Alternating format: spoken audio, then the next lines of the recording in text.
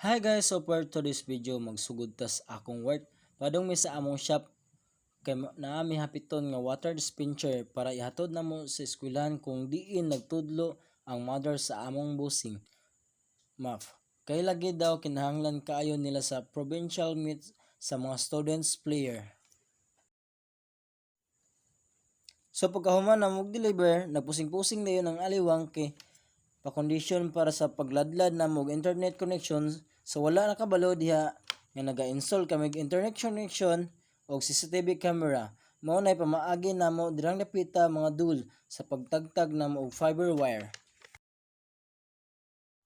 So pagkahuman nato mga dul, relax ta gamay kay medyo kapoy na manggod. Desisyon nato ani buski pangulit sa tong barangay.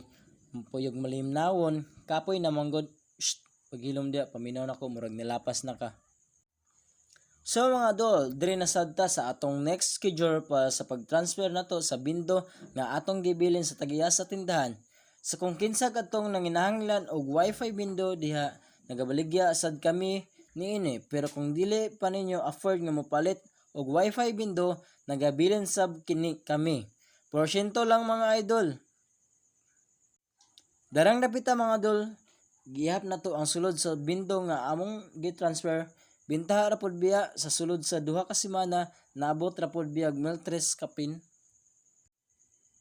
Aw matik na dayon. Palitan dayon na tog snack, dili pod biya lalim mo lihok nga walay sulod ang bodega sa bitok.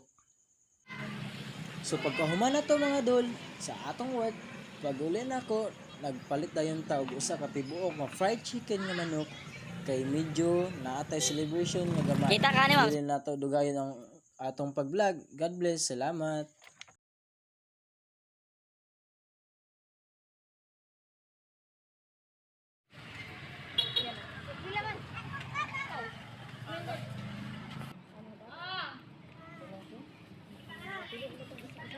Bato na lang isa.